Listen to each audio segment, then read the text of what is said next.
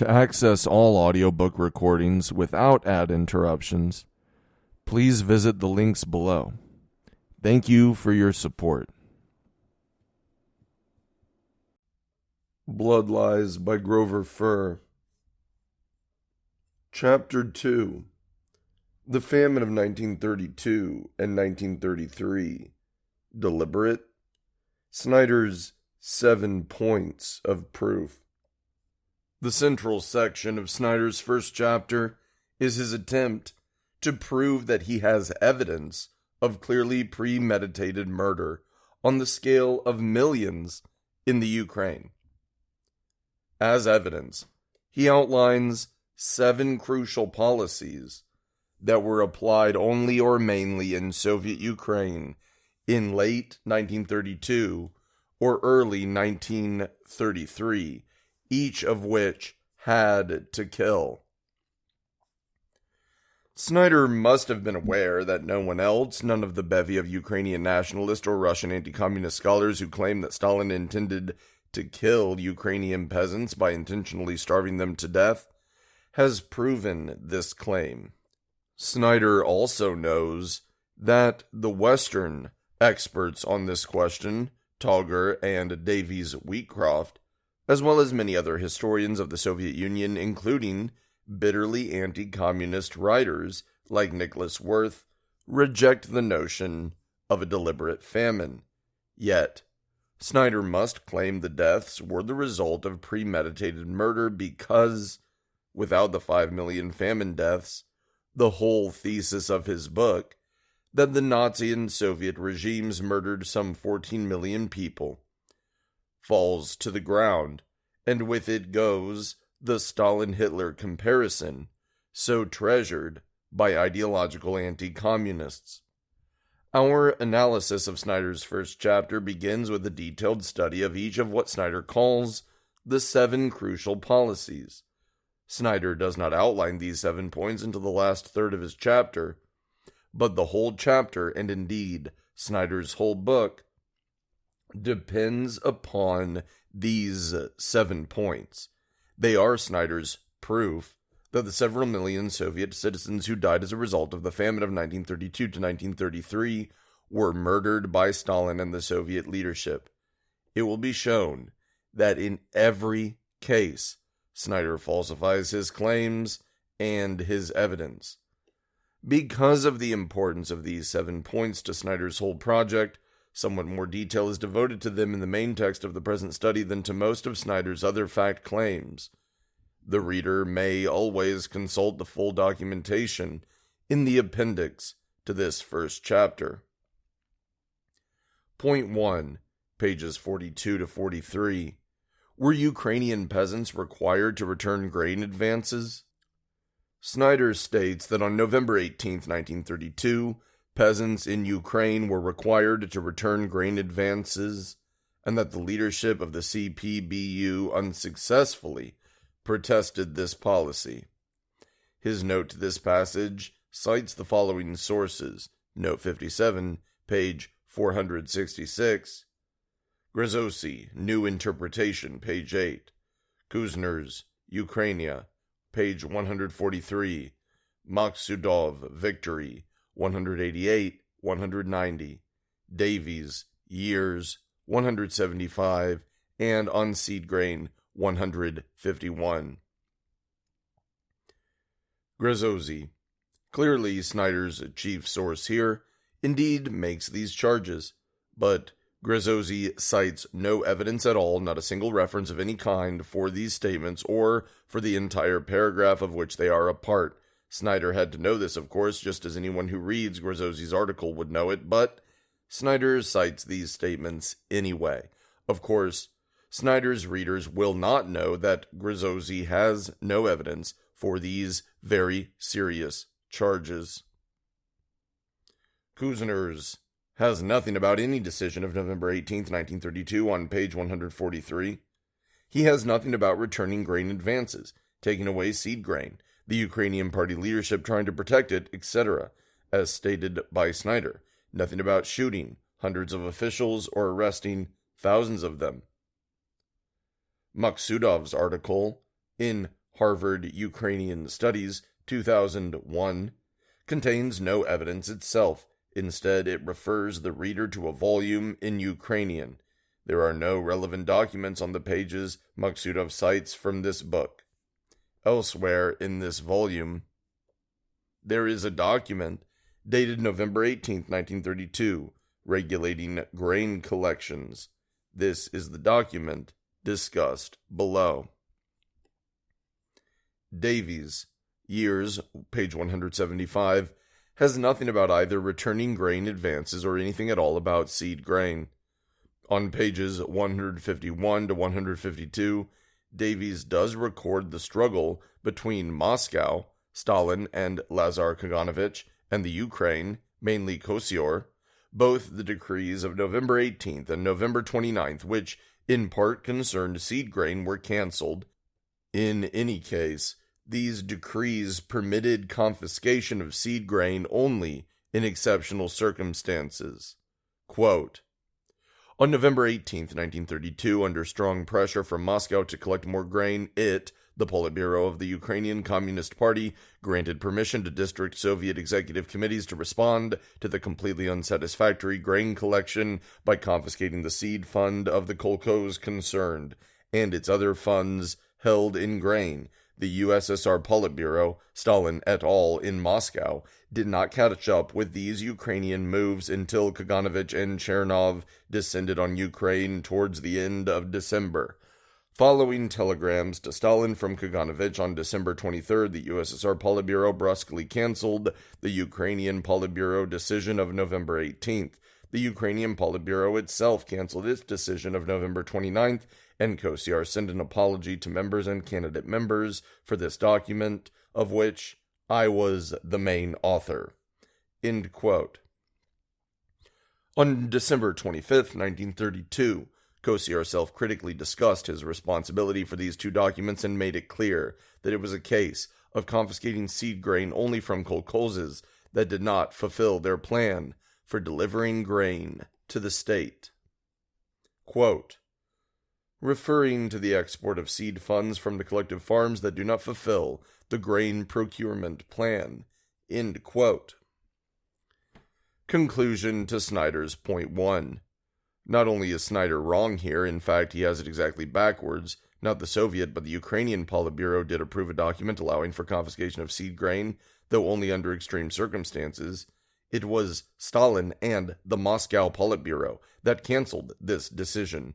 As a result, Ukrainian First Secretary Kosyar apologized for drafting the document in question.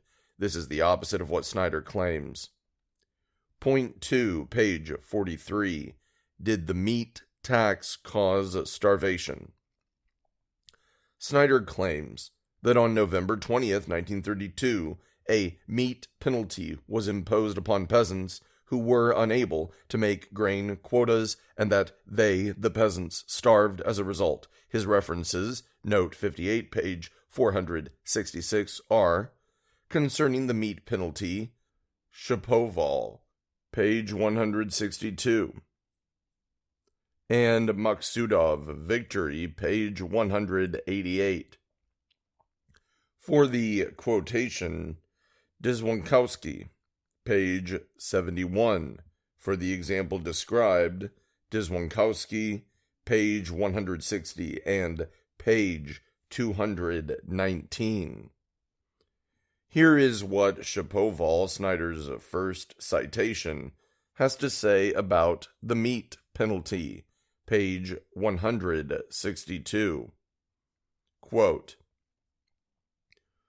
on November 20th, 1932, the People's Commissar of the Ukrainian SSR approved a decision to introduce fines in kind to the collective farms, which allowed the theft of kolkhoz grain and maliciously sabotaged the grain procurement plan, to apply fines in kind of an additional task of meat requisitions in the amount of a 15-month norm in contribution by the kolkhoz in question of meat as socialized livestock and of the livestock of kolkhoz members. On December 6th, was approved the decree of the Central Committee of the Ukrainian CP and of the People's Commissars of Ukrainian SSR on entering on the blacklist, villages that willfully sabotage grain procurements. This decision caused an increase in the victims of the Holodomor. End quote. We should note a few interesting things about this quotation from Shapoval's article, an article which is also available in Russian in the volume cited by Snyder in his bibliography and is also available in Ukrainian on the internet. There is no source, either printed or archival, for the quotation. Nothing is said about how many kolkhozes this meat penalty was applied to, or indeed whether it was ever applied at all. Nothing is said in the source about it contributing to the famine.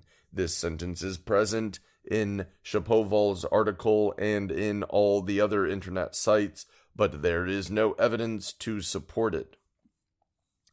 Maksudov in Snyder's second and last citation about the meat penalty. He does discuss the meat tax, but not on page 188. On page 191, Maksudov writes as follows, quote, "Among the punishments for those who did not fulfill required grain deliveries was the penalty of having to surrender a 15th month supply of grain in advance." In other words, the state officials knew there was no grain to be seized in payment. The peasants, of course, considered their livestock as insurance against a famine, either slaughtering the animals for food or selling them in order to buy grain. State confiscation of this livestock was a particularly malicious act.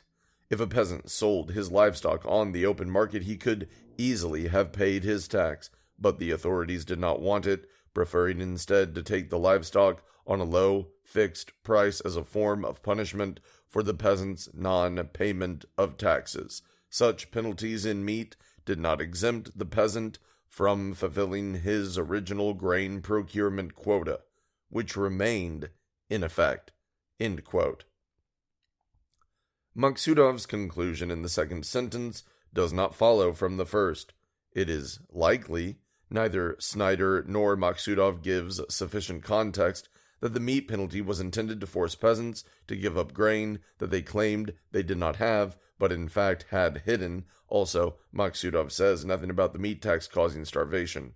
The question naturally arises, why don't Snyder or any of his footnoted sources actually identify and quote the relevant passages from this meat penalty decree? As previously noted, Shapoval quotes from it but does not give a reference to the original text. The document is called a Decree of the Council of People's Commissars of the Ukrainian SSR, but without any indication as to where such documents can be consulted. As it turns out, this is the same document Maksudov refers to. See Note 2 above. It may also be found in the multi-volume collection of documents on collectivization entitled Tragedia Sovetskoy Derevini. The relevant part of the lengthy decree of the Bolshevik Central Committee dated November 18, 1932 reads as follows, quote, 5. In collective farms that have permitted the theft of kolkhoz grain and are willfully frustrating grain procurement, to apply penalties in kind in the form of fixing additional targets for giving in meat procurements on the order of a 15th month delivery of meat for the collective farm in question for both socialized livestock and that of the individual farmer. The application of this penalty is to be carried out by the regional executive committee with prior approval in each case of the provincial executive committee. Moreover, regional executive committees are to set deadlines for the recovery and the size of the fine for each farm within the limits of the 15-month norm of meat delivery according to the situation of the individual collective farms. The imposition of this penalty does not relieve the collective farm of the requirement of full compliance with the established grain procurement plan. If the collective farm has made real efforts for the full implementation of the grain procurement plan within the prescribed period, the penalty can be waived with the prior approval of the provincial executive committee. End quote.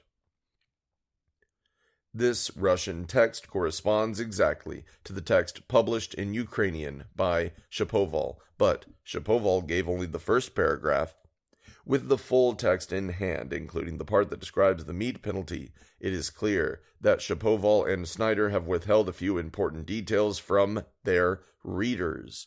The local officials, those most closely in touch with each farm, were to impose this meat fine. They had to receive prior permission from the provincial government each time before imposing this fine. The 15-month meat delivery was the limit of the fine, its maximum size. A lesser fine could be levied according to the situation of the individual kolkhoz. The third paragraph makes it clear that the purpose is to push recalcitrant kolkhozes to make real efforts to fulfill its grain collection plan. If they did so, the fine could be canceled even if already levied. This means the purpose was to get each kolkhoz to make real efforts rather than to withhold, hide grain, and then claim that they had none.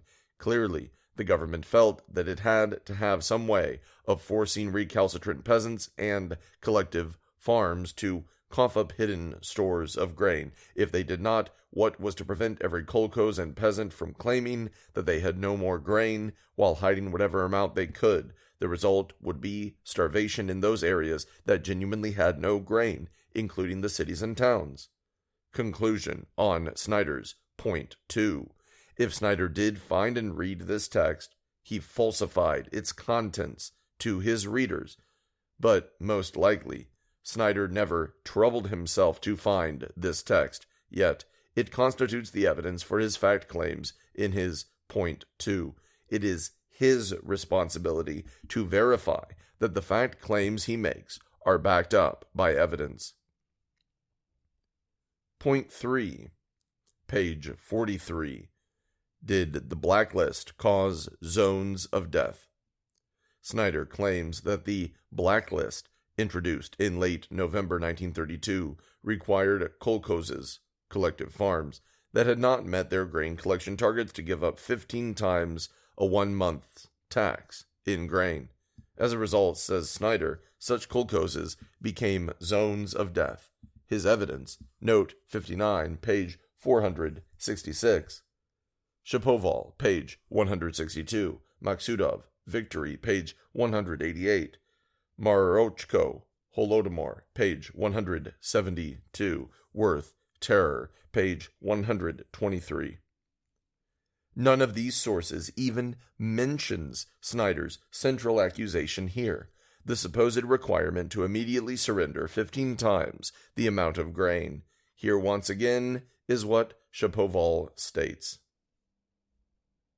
On December 6th was approved the decree of the Central Committee of the Ukrainian CP and of the People's Commissars of Ukrainian SSR on entering on the blacklist villages that willfully sabotage grain procurements. This decision resulted in an increase in the number of victims of the Holodomor.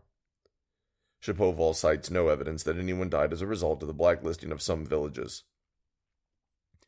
Maksudov has nothing like this on page 188 or on any page of Victory. He merely refers to the meat procurement of 15 months in advance. See discussion above. Marochko, Holodomor, does not refer to such a policy on page 172 or on any page of this book, which in any case is merely a brief chronology of events. November 28, 1932 is dealt with on page 162. No such blacklist document is mentioned here.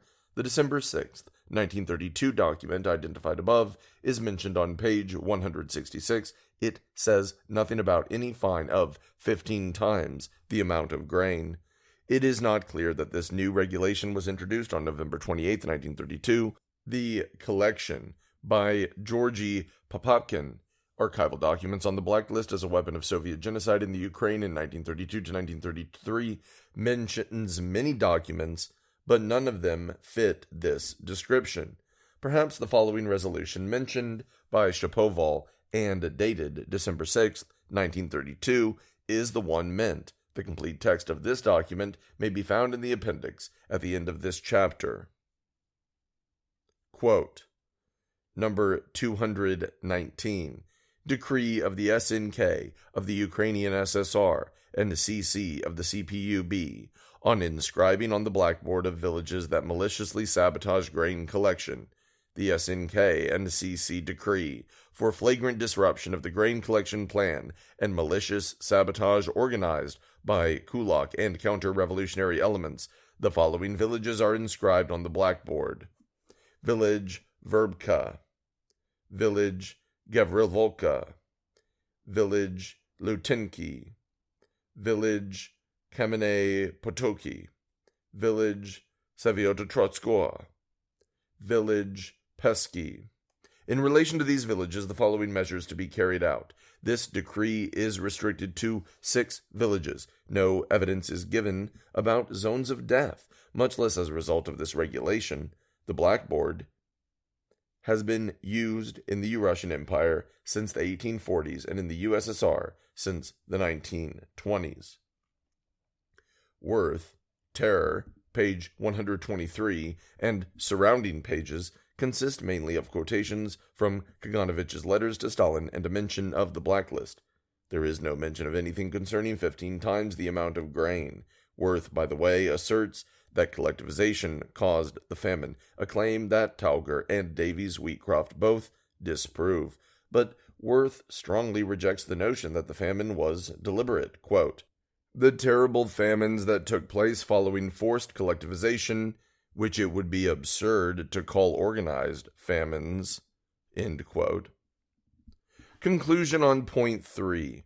None of Snyder's sources show any knowledge of the text of the resolution to which he refers, one requiring the immediate surrender of 15 times the amount of grain that was normally due in a whole month. Snyder certainly never saw it himself. Point 4, pages 43 to 44. Did Vsevolod Belitsky terrorize Ukrainian party officials? According to Snyder, Vsevolod Belitsky, NKV chief of the Ukrainian SSR, handpicked by Stalin, terrorized Ukrainian party officials by treating anyone who failed to do their part in the grain collection as a traitor to the state. His sole source, note 60, page 466, is Shapoval, Holodomor, no page number. This article has been forthcoming for several years now in the journal Harvard Ukrainian Studies.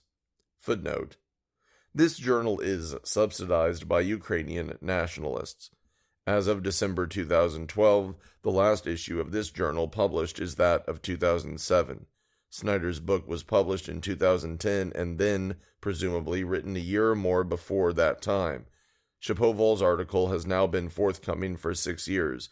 The article is probably the same one that has now been published in a 2013 collection. See below. End of footnote. Evidently, it was delivered at a conference at the Harvard Ukrainian Institute on November 17th to November 18th, 2008. It has finally been published, 2013, in English translation in a collection devoted to this 2008 conference. There is nothing in this article about terrorizing the Ukrainian party officials or treating anyone as a traitor to the state, as Snyder claims. As will be shown later in the present chapter, Shapoval has a history of making false claims. According to Snyder, Belitsky claimed he had uncovered a Ukrainian military organization and underground Polish groups. Quote, he would report in January 1933 the discovery of more than 1,000 illegal organizations, and in February the plans of Polish and Ukrainian nationalists to overthrow Soviet rule in Ukraine. Page 44, end quote. Snyder's sources, note 61, page 466, are Davies' Years, page 190, Murochko, Holodomor, page 171. Davies' Years, page 190, simply quotes a part of a Politburo resolution of December 14, 1932, stating in part, quote, counter-revolutionary elements, kulaks, former officers, Petlurians, supporters of the Kuban Rada, and others were able to penetrate into the kolkhozes and the village Soviets, land agencies, and cooperatives. They attempt to direct the work of these organizations against the interests of the proletarian state and the policy of the party. They try to organize a counter-revolutionary movement, the sabotage of the grain collections, and the sabotage of the village. End quote. Morochko, Holodomor, page 171, does mention Belitsky's report of December 20th, 1932 on Polish and Ukrainian nationalists as follows, quote, V. Belitsky reported the arrest of 27,000 persons for grain procurement cases of condemnation to death, 108, the discovery of 7,000 holes and black barns and removing them from 700,000 pods of grain, the exposure of major insurgent groups of Polish descent organized by the leadership of the UNR, Ukrainian National Rada, anti-communist nationalist Ukrainian party from the time of the Civil War. End quote. In other documents, Belitsky refers to the arrests of 38,000 village residents on various charges and the fight against the Ukrainian nationalist rebels, but Snyder does not refer to these documents at all. Conclusion to Snyder's point 4. There is nothing in the passages cited by Snyder about January or February 1933 reports by Belitsky. Snyder gives no reference to such reports, so he has not seen them himself. There is no documentation of Snyder's claim that anyone who failed to do his part in requisitions was a traitor to the state. Snyder claims that it is documented in Shapoval's article, but as we have seen, nothing like it is there. But even if Belitsky did say this, there is not evidence of deliberate starvation, only of the efforts of the state to obtain and share the little existing grain among as many people as possible. Point 5, pages 44 to 45, did Kaganovich condemn millions to die of starvation? In his fifth point, Snyder makes the following claims. On December 21st, 1932, Stalin and Kaganovich confirmed the grain collection quota for the Ukrainian SSR. Kaganovich arrived on December 20th and forced the Ukrainian Politburo to meet and reaffirm the quota. This was a death sentence for about 3 million people. Snyder concludes, quote, a simple respite from requisitions for 3 months would not have harmed the Soviet economy and would have saved most of those 3 million lives, yet Stalin and Kaganovich insisted on exactly the contrary. The state would fight ferociously, as Kaganovich put it, to fulfill the plan, end quote. Snyder's sources for this paragraph, note 63, page 466 are, quotation Davies' Years, page 187, for the December 20th meeting, Vasiliev, Sina, page 55, Grozovsky, New Interpretation, page 9, Kuzner's Ukrainia, page 135. None of the statements in this paragraph of Snyder's are supported by the sources in Snyder's footnote 63 to this passage, Davies' Years, page 187. The only quotation in this paragraph is the single word ferociously. Davies, 187, does not mention Kaganovich and does not contain the word ferociously. Vasiliev, Sina, page 55. The December 20th meeting is actually discussed on page 54. Vasiliev is honest enough to note that the speakers were convinced that grain was hidden by peasants in black closets or buried in pits. As we show below, there is clear evidence that peasants did indeed hide grain in pits and other places. Grozovsky, New Interpretation, has no page 9. Snyder may have in mind this passage on the 9th page of the article, page 105, quote, on the night of the 20th of December, at the urging of Kaganovich, the Ukrainian Politburo committed itself to new targets for grain requisitions. 9 days later, it declared that the precondition to fulfilling the plan was the seizure of seed stock reserves. Note 28. Note 28 on page 114 of Grozovsky reads, page 28, Danilov, Manning, and Viola, Tragedia Sovietskoy Devrevini, 3, 603, 611. Now, to check Grozovsky's sources. Volume 3, page 603 is Kaganovich's letter to Stalin of December 22nd, 1932, concerning the meeting of the Politburo of the Ukrainian CP on measures for strengthening the collection of grain. Volume 3, page 611 is the same document briefly considered above from the volume Golod, 1932 to 1933. There it is document number 129. The text is as follows. Even at this point, the regional workers have not understood that the priority of the grain collections in those collective farms that have not fulfilled their obligations to the state means that all the grain on hand in these collective farms, including the so-called seed reserves, must be included as a priority in the plan of grain collection. That is the reason that the CC of the VKPB set aside the decision of the CC of the CPBU of November 18th on not exporting the seed reserves as a decision that weakens our position in the struggle for grain. The CC of the CPBU proposes in relation to those collective farms that have not fulfilled the plan for grain collection to immediately within the next 5 to 6 days bring forth all the reserves they have, including the so-called seed reserves, for the fulfillment of the grain collection plan. The CEC demands immediate mobilization for the purposes of all means of transportation, live animal power, automobile and tractor transportation. Within 1 day, give the farm a daily accounting to supply the required number of horses, including by individual farmers.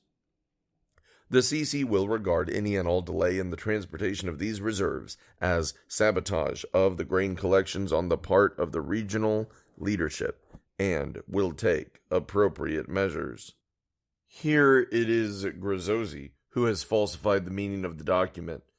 Recall that Grozovsky wrote, 9 days later it declared that the precondition to fulfilling the plan was the seizure of seed stock reserves. But the document says nothing about any precondition and strictly limits seed stock seizures, as the bold-faced passages above indicate. The issue seems to be as follows. Some kolkhozes had stated that they had no more grain except for seed grain. The party did not believe them. If the party accepted the statement of every such kolkhoz, then more kolkhozes would make the same claim in order to avoid grain collections, and the grain collection would fail. That would mean starvation in the cities and towns where the residents could not grow their own grain. Therefore, the excuse that we only have our seed grain left was not to be accepted. Note that Grozovsky lied when he stated that all seed grain had to be given in. The document Grozovsky himself identifies as his source clearly states that seed grain was to be collected only from those kolkhozes that had failed to fulfill their quota in the grain collections. Kuzner's Ukrainia, page 135, simply outlines a few of the events and decisions of late November to late December 1934. Snyder, page 45, states that Kaganovich toured the Ukrainian SSR, demanding 100% fulfillment of the grain collection quota, while sentencing local officials and ordering deportation of families as he went. Moreover, Snyder claims, on December 29, 1932, Kaganovich told Ukrainian party leaders that they also had to collect the seed grain. His evidence, note 64, page 466, Davies, Years, pages 190 to 192. Davies does discuss Kaganovich's trip, though only on page 192, but Davies' outline of what Kaganovich's message was is quite different from Snyder's characterization of it. When the plenipotentiary of the USSR Party Central Committee in Chernigov declared that the region would complete 85% of its plan by January 1st, Kaganovich interrupted, "For us, the figure 85% does not exist. We need 100%. Workers are fed on grain and not on percentages." He addressed a conference of district secretaries in the Odessa region in even more uncompromising terms. There is no need to punch people in the jaw, but carefully organized searches of collective farmers, communists, and workers, as well as individual peasants, are not going too far. The village must be given a shove so that the peasants themselves reveal the grain pits. When our spirit is not as hard as metal, the grain collections do not succeed. According to Davies, Kaganovich specifically opposed the demand that collective farmers return the grain they had been issued as advanced payment for their labor days, the compulsory return of part of their grain advances by collective farms risked creating a united front against us, insulting the shock worker, and undermining the basis of the labor days. Instead, he, Kaganovich, advocated an intensive search for stolen grain. As for the seed grain, Kaganovich defended the seizure of seed on the grounds that it could be assembled again after the grain collection was complete. In other words, Kaganovich never planned to keep the seed grain, but evidently to hold it hostage, to guarantee grain deliveries, and then to return it. Davies concludes, the decision was perverse and was ultimately ineffective. Its consequence was that the central authorities had to issue substantial seed loans to Ukraine during the spring sowing. So, some seed grain was to be collected from recalcitrant peasants, but it was returned for sowing in the spring. Conclusion to Snyder's point 5. There is no evidence for Snyder's claim that the demand that requisition targets were to be met meant a death sentence for about 3 million people, nor does Snyder cite any evidence at all for his claim that a simple respite from requisitions for 3 months would not have harmed the Soviet economy and would have saved most of those 3 million lives. These are pure assertions by Snyder. They are good examples of the logical fallacy of begging the question, of asserting that which should be proven. According to Davies and Wheatcroft, where seed grain was collected, it was returned for spring sowing. Since seed was not intended to be eaten in the first place, no one starved as a result of all the confiscating and returning. Point 6, page 45. Did Stalin doom peasants to starve by forbidding train travel? That the borders of the Ukrainian SSR and certain other areas were sealed is not disputed, but did this cause starvation? Snyder claims it did, concluding on pages 45 to 46, by the end of February 1933, some 190,000 peasants had been caught and sent back to their home villages to starve. His evidence, note 65, pages 466. On the interpretation of starving people as spies, see Shapoval Holodomor. On the 190,000 peasants caught and sent back, see Grozovsky New Interpretation, page 7. On the events of 22nd of January, see Morochko Holodomor, page 189, and Grozovsky New Interpretation, page 9. As noted above, Shapoval's Ukrainian language article Holodomor has not appeared, but the English version has been published, 2013. There is nothing about interpreting starving people as spies in it. Moreover, it is hard to believe that primary documents with contents as dramatic as Stalin describing starving people as spies have not been published somewhere else, but Shapoval may simply mean the document reproduced below. Grozovsky New Interpretation, page 105, not as Snyder has it, page 7 or page 9, refers, note 29, page 114, to the well-known order of January 22nd, 1933, to stop peasants generally, not just Ukrainian peasants, from moving to other areas. Here is the text. It has come to the attention of the CC of the VCPB and the SNK that there has begun a massive exodus of peasants in search of bread into the central Black Earth district, the Volga, Moscow Oblast, the Western Oblast, and Belarusia. The CCVCPB has no doubt that this exodus of peasants, like the exodus from the Ukraine last year, is being organized by enemies of the Soviet government, socialist revolutionaries, and agents of Poland with the goal of agitating through the peasants in the northern regions of the USSR against the collective farms and against Soviet power in general. Last year, Party, Soviet, and Chekist organs of the Ukraine neglected this counter-revolutionary plot by enemies of Soviet power. This year, a repetition of last year's mistake cannot be permitted. First, the CCVCPB and the Council of People's Commissars in Russian, Sovnarkom, abbreviated SNK, of the USSR instructs the area committees, the Area Executive Committee, and the PP of the OGPU of the Northern Caucasus not to permit a massive exodus of peasants from the Northern Caucasus into other areas or entry into the regions of the area from the Ukraine. Second, the CC of the VCPB and the Sovnarkom instructs the CC of the CPBU Belitsky and Redens not to permit any massive exodus of peasants from the Ukraine into other regions or entry into the Ukraine from the Northern Caucasus. Third, the CCVCP and the Sovnarkom require the PP of the OGPU of the Moscow Oblast, Central Black Earth District, Western Oblast, Belarusia, the Lower Volga, and the Middle Volga to arrest peasants making their way north from the Ukraine and Central Caucasus, and, after detaining counter-revolutionary elements, to return the rest to their places of residence. Fourth, the CC of the VCP and the Snovarkom require the director of the GPU Service Division, Prokhorov, to give appropriate directives throughout the system of the Service Division of the GPU.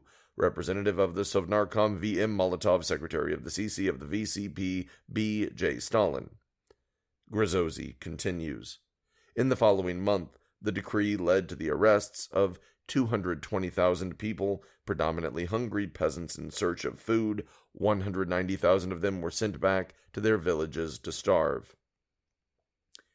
This conclusion and these figures, which Snyder simply repeats verbatim, are not supported by any primary sources Grozovsky cites. Grozovsky has no way of knowing how many of the persons stopped were hungry peasants. In reality, very few of them, if any, could have been. Starving people do not travel long distances by train to seek food. They do not have the energy for long trips, much of which would have to be on foot. Nor do starving people spend their money on train tickets. They would remain at home and use their money to buy food. As in previous famines, most of these travelers would have been speculators trying to purchase grain and foodstuffs in areas not as hard hit by the famine in order to return to famine areas to resell them at a higher profit. This market process benefited the well-to-do and guaranteed that only the poor would starve. In fact, poor peasants starved even when harvests were good, since speculators could drive up the price by buying it for resale elsewhere. Note, too, that the document in question makes it clear that peasants were moving from the North Caucasus and Kuban into the Ukraine as well as the other way around. This is consistent with the movements of people buying and selling grains, but not of people who were starving.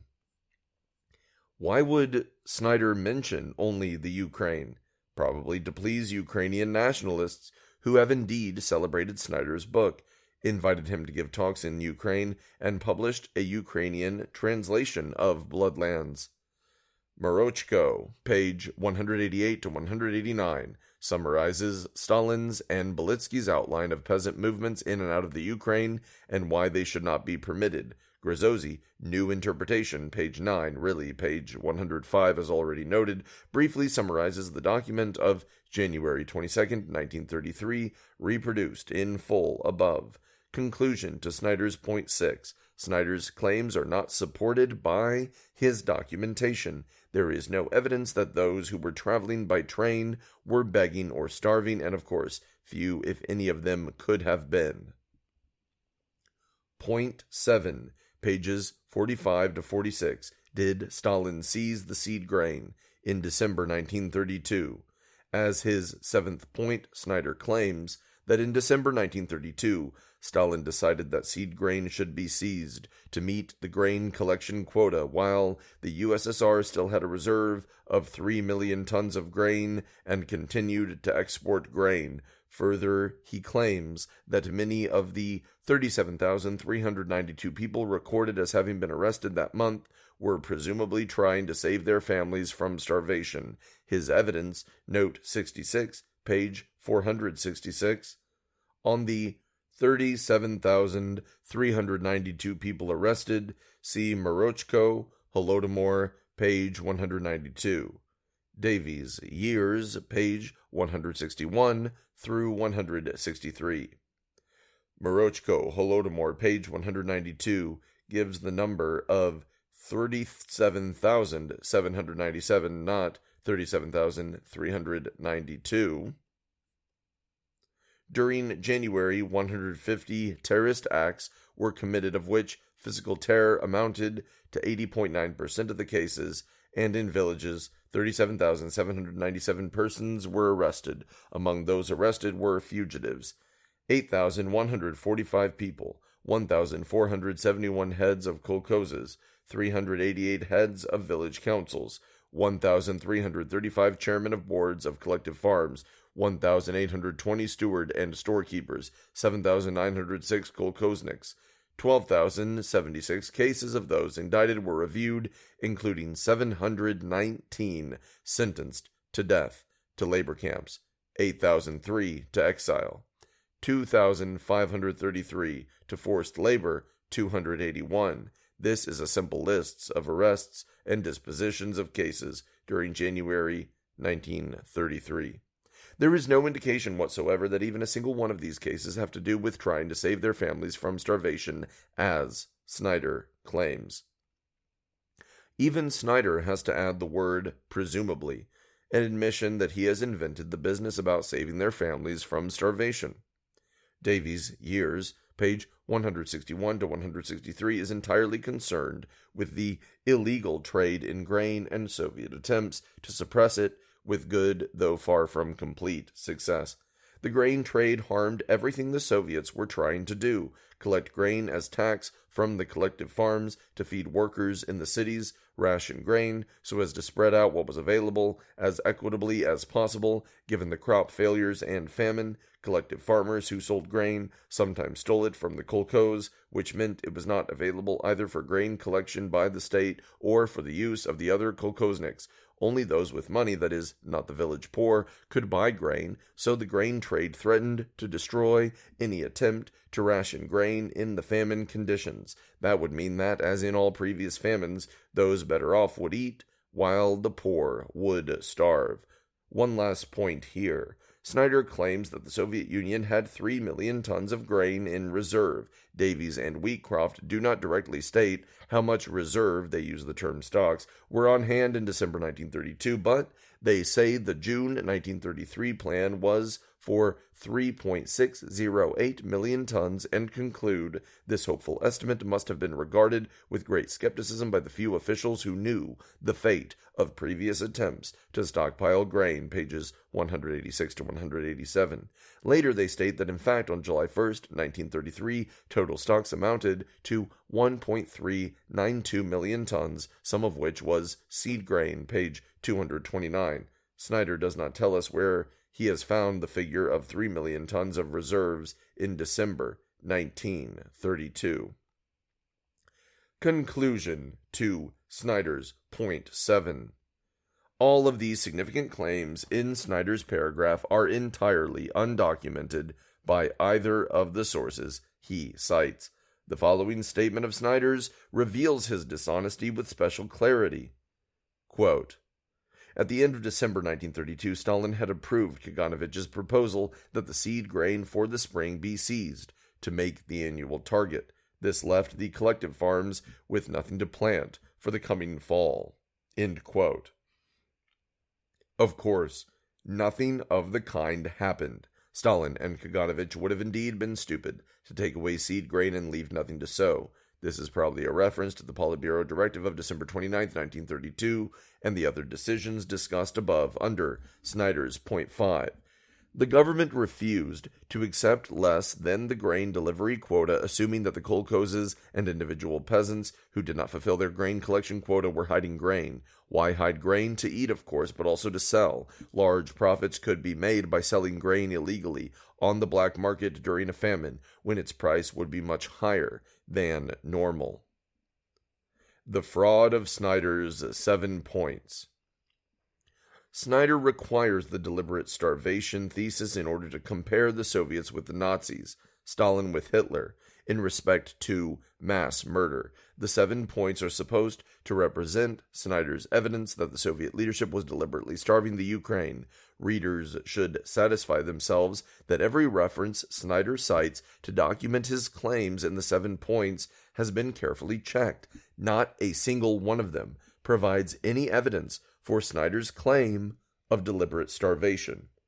Types of dishonest citations.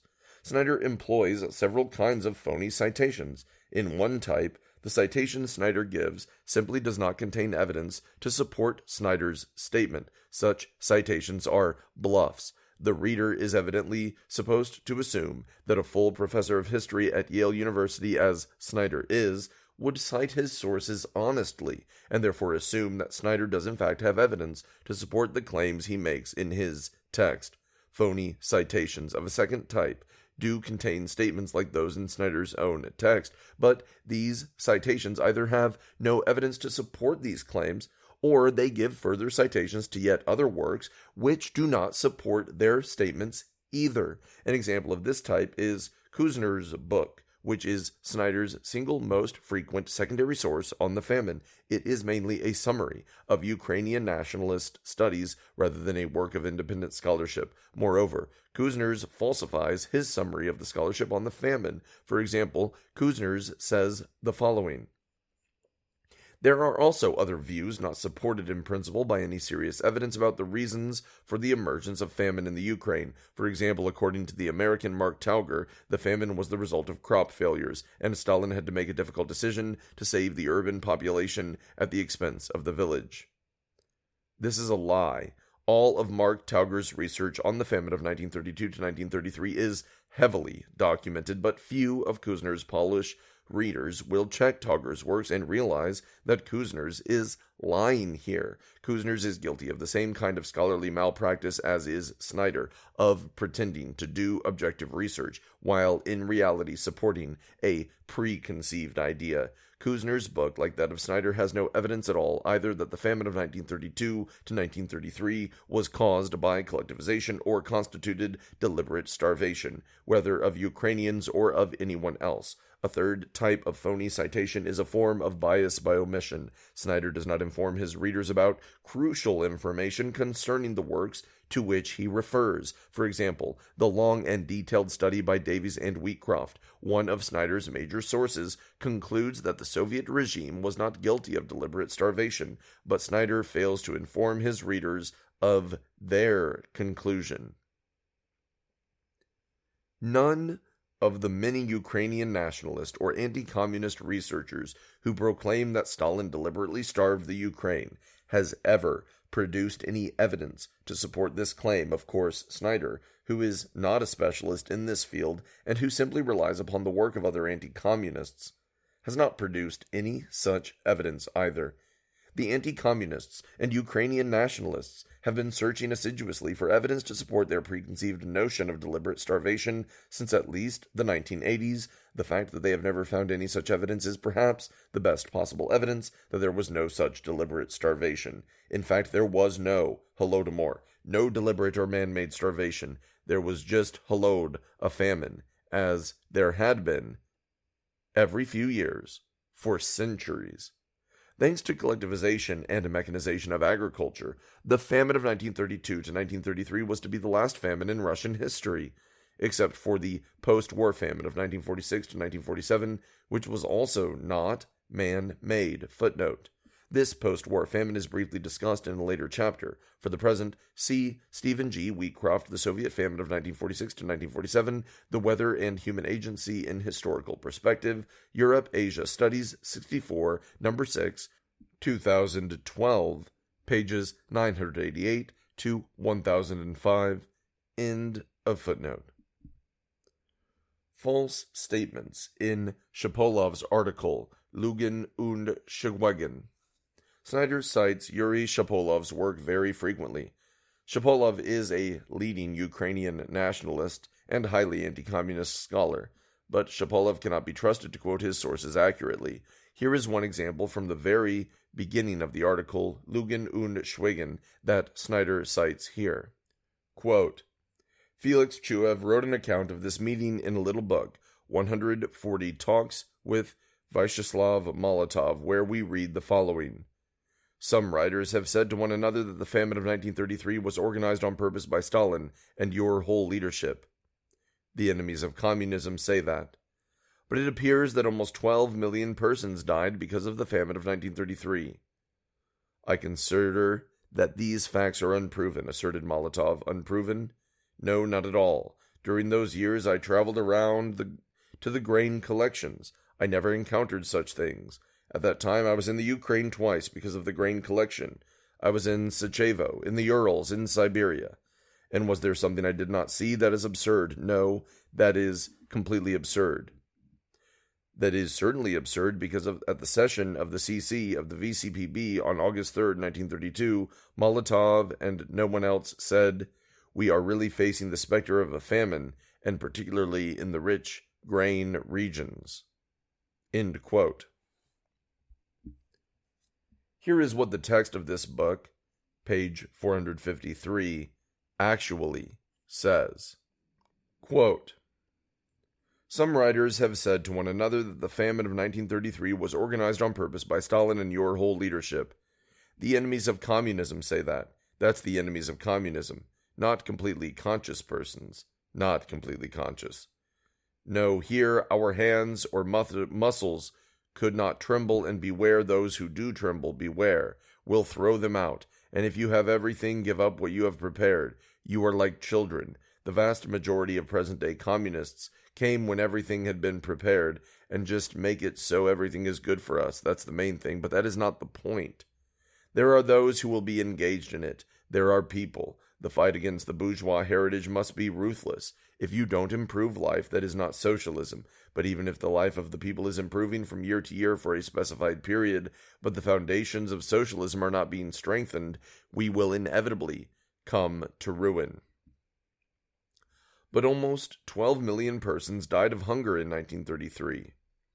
"I consider that these facts are unproven," asserted Molotov. Unproven. No, not at all. During those years I had to travel around to the grain collections. I could not have missed such things. Impossible. At that time, I was in the Ukraine twice because of the grain collection. I was in Sarajevo in the Urals, in Siberia. And was there something I did not see? That is absurd. I did not go to the Volga. Perhaps it was worse there. Naturally, they sent me to places where it was possible to get grain. No, that is an exaggeration. But such things, of course, did exist in some places.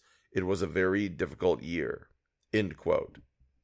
Note that Molotov does not deny that a famine existed. Rather, he denies that 12 million people died of hunger in 1933. Shapovalov has admitted Molotov's last two sentences. No, this is an exaggeration, but such things did exist in some places. It was a very difficult year. Shapovalov quotes this passage to prove that Molotov was telling lies and remaining silent about the famine. In reality, Molotov did know and did speak about it in 1932. In addition, Molotov did not remain silent about the famine. Shapovalov simply omitted Molotov's reference to it.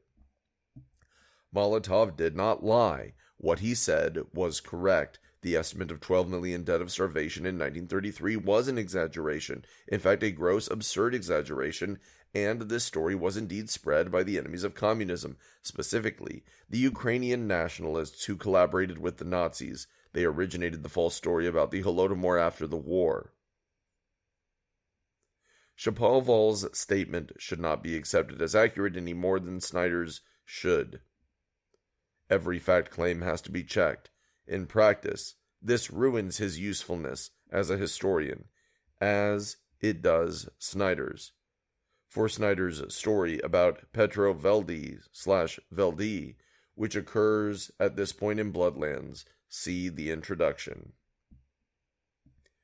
Snyder falsifies Gareth Jones's story.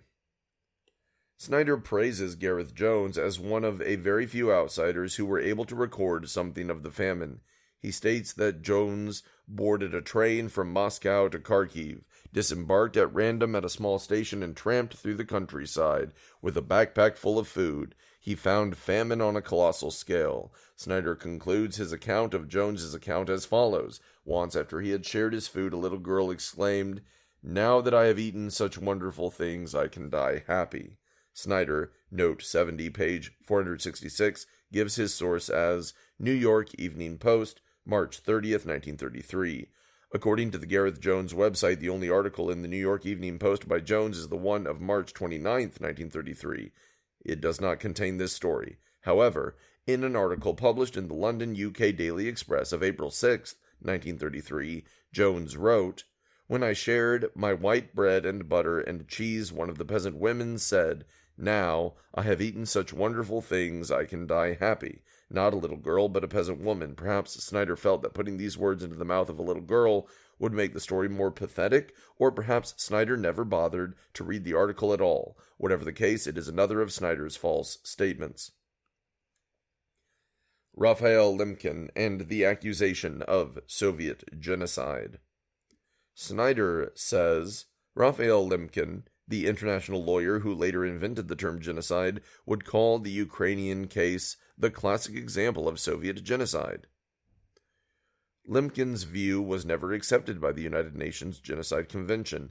Lemkin attempts to redefine the concept of genocide to cover Soviet actions have been universally rejected. Footnote.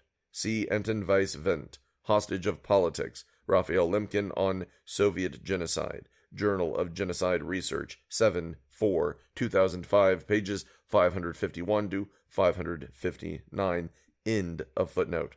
So why does Snyder mention Lemkin and his long discredited attempt to redefine genocide so as to cover the USSR? According to Anton Weiss Wendt, Lemkin's efforts received support in one corner only, that of right-wing Eastern European émigrés. At the time when Lemkin and his ideas found little support in government offices, East European ethnic communities became Lemkin's most trusted allies. Weiss Wendt, page 555. Lemkin became closely involved with these right-wing anti-communist groups. Lemkin was actively involved with émigré organizations. He attended their meetings, participated in their lobbying campaigns, and even edited their public appeals. For example, on December 20th, 1954, the Assembly of Captive European Nations adopted a resolution which had the following line: Communist puppet governments have suppressed all freedoms and all human rights. Lemkin augmented that sentence by adding, by resorting to genocide, they are threatening our civilization and weaken the forces of the free world. For his planned 3-volume history of genocide, Lemkin intended to write a chapter on Soviet repression in Hungary. This chapter was to be drawn from the UN report on the Soviet invasion of the country. Weiss Wendt, page 556.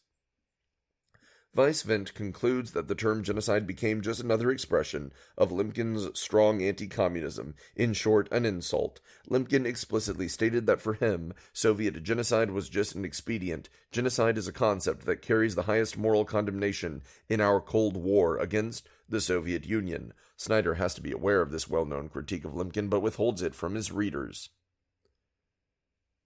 Snyder. Almost no one claimed that Stalin meant to starve Ukrainians to death. Snyder laments that the famine never took on the clarity of an undisputed event. Almost no one claimed that Stalin meant to starve Ukrainians to death. Page 56. Indeed, deliberate famine was not reported at the time, but that was because the myth of the deliberate famine had not yet been invented.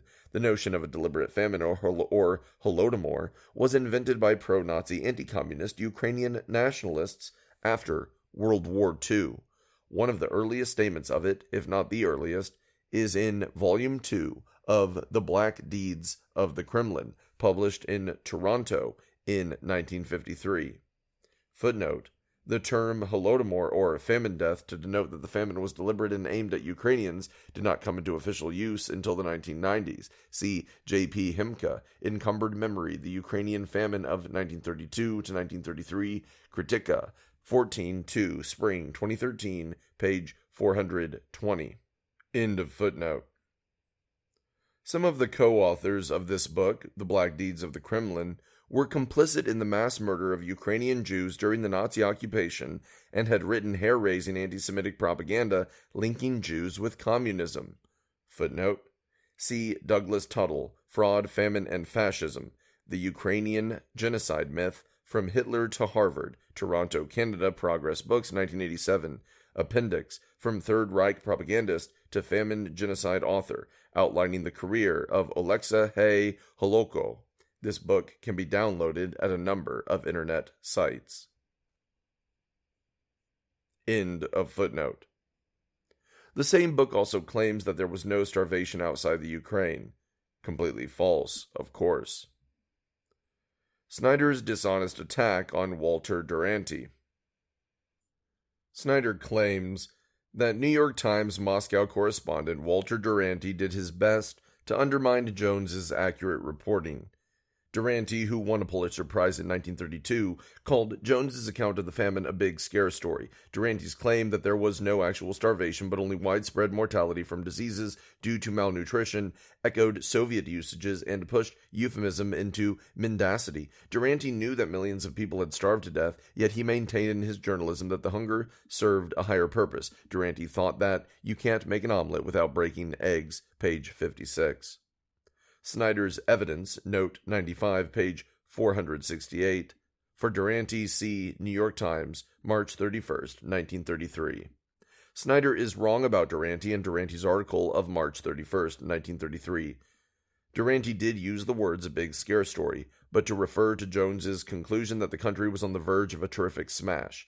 Durante said of Jones's words to him, nothing could shake his conviction of impending doom. This is where Durante said he disagreed with Jones. Of course, it was not Jones, but Durante who was right. The USSR did not suffer a terrific smash. Then Durante goes on to say that he agreed with Jones. He wrote, but to return to Mr. Jones, he told me that there was virtually no bread in the villages he had visited, and that the adults were haggard, gaunt, and discouraged, but that he had seen no dead or dying animals or human beings. I believed him because I knew it to be correct, not only of some parts of the Ukraine, but of sections of the North Caucasus and lower Volga regions, and, for that matter, Kazakhstan. According to Durante, Jones himself had said he had seen no actual starvation, that is, no dead or dying animals or human beings. Snyder gives no evidence that Durante knew that millions of people had starved to death. As for this claim of Snyder's, yet he maintained in his journalism that the hunger served a higher purpose. Durante thought that you can't make an omelet without breaking eggs.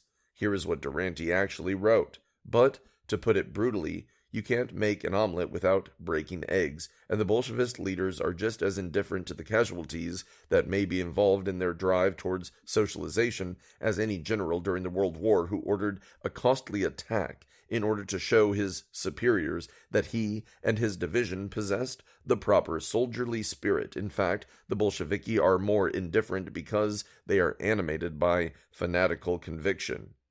Snyder is deliberately deceiving his readers. There is no hint here that Durante maintained that the hunger served a higher purpose. In reality, Durante explicitly stated that Bolshevik leaders were even more indifferent to the casualties than were commanders in World War I who callously ordered attacks for purposes of career advancement only. Why does Snyder go out of his way to attack this article of Durante's when in it Durante states plainly that he agrees with what Jones told him concerning what he, Jones, had observed, called the Bolsheviks indifferent to casualties, and termed them fanatical, therefore even more indifferent to casualties? The reason seems to lie in his sponsors, the Ukrainian nationalists. For some reason, the Ukrainian nationalists have tried time and time again to have Durante's Pulitzer Prize posthumously revoked on the grounds that he did not report the famine. Their latest effort of about a decade ago was unsuccessful, in large part due to the fact that Durante's Pulitzer was for reporting done in 1931 before any famine existed, and therefore had nothing to do with anything he wrote or did not write about the famine later on. Evidently, therefore, Snyder's misrepresentation of Durante's March 31st, 1933 article is simply a tell, a signal that he is taking cues from the Ukrainian nationalists. Durante was one of the New York Times Russian correspondents whose reporting on the Russian Revolution and ensuing civil war was so anti-communist and biased that it completely distorted the truth, as determined in the famous study A Test of the News by Walter Lippmann and Charles Murs, published as a supplement to the August 4th, 1920 edition of the New Republic. Lippmann went on to be advisor to presidents and Murs to be an editor of the New York Times.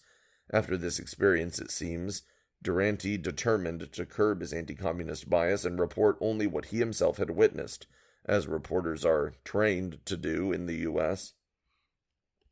Resolution of the Soviet of People's Commissars of the Ukrainian SSR and the CC of the Communist Party of the Ukraine on the blackboard. This is the full text, the first part of which we quoted verbatim in the main part of this chapter. Number 219. Resolution of the Council of People's Commissars, CPC, of the USSR and the Communist Party Bolshevik on the inscription on the blackboard of villages that maliciously sabotage grain reserves, December 6, 1932. In view of the particularly shameful failure of grain procurements in some regions of the Ukraine, the CPC and CC pose before the regional executive committees and regional committees, district executive committees, and regional party committees the task of breaking the sabotage of grain procurements organized by kulak and counter-revolutionary elements, of destroying the resistance of a part of the rural communists who have become in fact agents of sabotage, and eliminate passivity and conciliation towards saboteurs, which is incompatible with the title of party member, and of ensuring a rapid increase in the rate of full and unconditional implementation of the grain procurement plan. The CPC and CC decree for blatant failure of the grain procurement plan and malicious sabotage organized by kulak and counter-revolutionary elements to inscribe on the blackboard the following villages: 1. Verbka, 2. Gavrilka, 3. Lutinki, 4. Kamenei Potoki, 5. Sivatrotskoy, 6. Pesky. With regard to these villages, to conduct the following activities: 1. Immediate cessation of the transport of goods, the complete cessation of cooperative and state trade in place, and removal from the relevant cooperative and state stores of all available products. 2. Complete prohibition of collective farm trade for both collective farms, kolkhoz farmers, and individual farmers. 3. Termination of any kind of lending, the holding of early loan credits, and other financial obligations. 4. Verification and purging by the organs of the workers and peasants, Inspection Bureau of the cooperative and state apparatuses from any kind of alien and hostile elements. 5. Verification and purging of the collective farms in these villages by removing counter-revolutionary elements and organizers disrupt grain procurements. The CPC and CC call upon all collective farmers and individual peasants who are honest and loyal to the Soviet government to organize all their forces for a ruthless struggle with kulaks and their accomplices in order to overcome kulak sabotage of grain procurements in their villages, for procuring an honest, conscientious fulfillment of grain collection obligations to the Soviet state, and for the strengthening of the collective farms. Chairman of the Council of People's Commissars of the Ukrainian SSR V. Chubar, Secretary of the Communist Party Bolshevik of the Ukrainian SSR S. Kosiar, RGASPI F17, Op 26 D55L 71 through 72, certified copy. End of chapter 2.